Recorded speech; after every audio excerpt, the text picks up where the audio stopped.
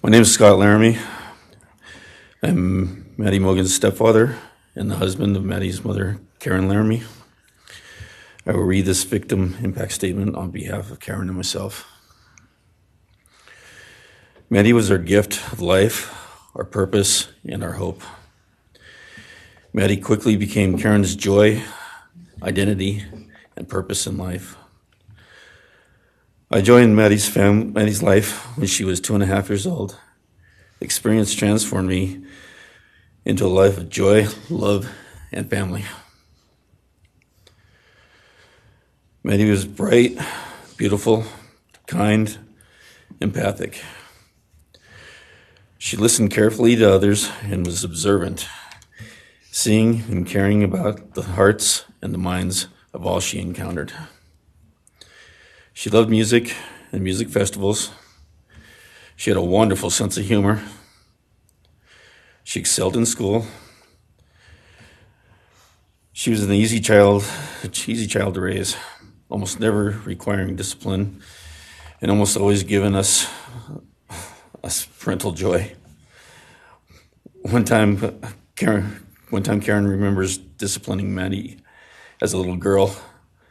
Maddie responded, "You broke my heart," which of course melted ours. She had a keen wit, even at that young age. As she transitioned into teenage years, she prioritized us and extended family over many of the distractions that capture teenagers. She showered us with her presence and love at family events, barbecues, picnics, birthdays, holidays, and others. She spent countless hours with her papa, her Uncle David, Aunt Nadine, and her other close family and friends.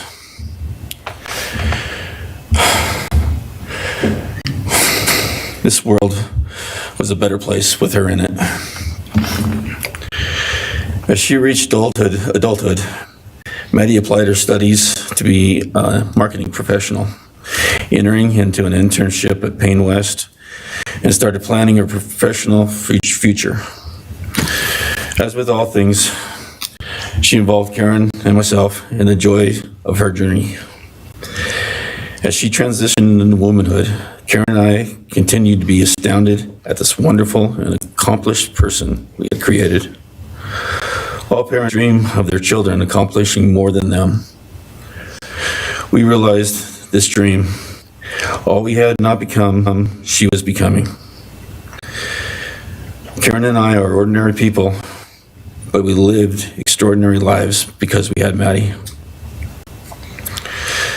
Maddie was taken senselessly and brutally in a sudden act of evil. She was taken along with the young, promising, and bright lives of Kaylee, Zana, and Ethan. First, we felt disbelief. Next, we felt disorientation. Then we felt grief overcome us. Our grief is compounded even more for the Goncalves, Cronulla, and Chapin families.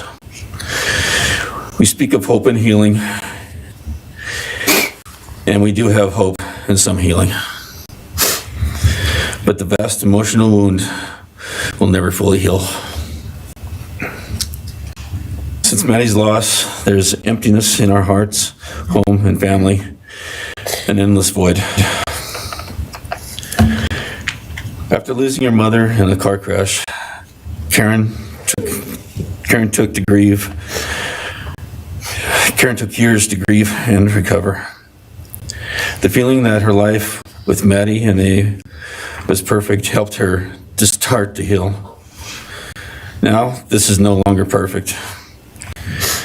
After Maddie's loss, Karen felt like she was spinning out emotionally collapsing into anxiety and depression. She sometimes asks, "How am I supposed to go on when I've lost my favorite person in the world?" I felt the same, and we continue to struggle. loss of Maddie has impacted so many beyond our family. Her second family is sorority sisters who grieve alongside us. She has so many close friends who suffer from her loss. We will continue to be. Her loss will continue to be felt by the Vandal community, including Vandal Solutions on campus, where she volunteered her time for others.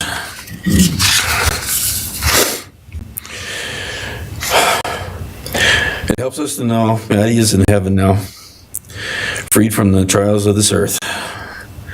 We, however, continue to live on without the grace and support of her presence. We will grow old without our only child, our bright, beautiful friend and daughter. In the end, there are no words that can accurately capture the devastation of losing Maddie. We will endure, and we will go on. For Maddie, we will not let our grief consume us. For Maddie, we will continue to love and care for our family and friends, including Lee, Santa, and Ethan. We will remain united with them. We can only hope that others out there suffering similar losses can look to us and see that we can overcome hatred, darkness, and evil. We know the law allows us to comment on the defendant and his sentence. As for his sentence, we support the plea agreement. Society needs to be protected against this evil. As for the defendant, we will not waste words, nor will we fall into hatred and bitterness. Evil has many faces, and we now know this, but evil does not deserve our time and attention. We are done being victims. We are taking back our lives. We will turn our time, talents, and attention to hope, healing, and helping others, and to the future. We invite all those who have suffered with us on this to join us in our journey. We can make this world a better place. We can move on from tragedy. Adversity will visit us, evil will visit us, but we will overcome. We can and will endure. Karen and I express our gratitude to Your Honor and to the prosecution team for allowing us the opportunity to make this statement. Thank you. Thank you so much for your courage, and I am so sorry for your loss.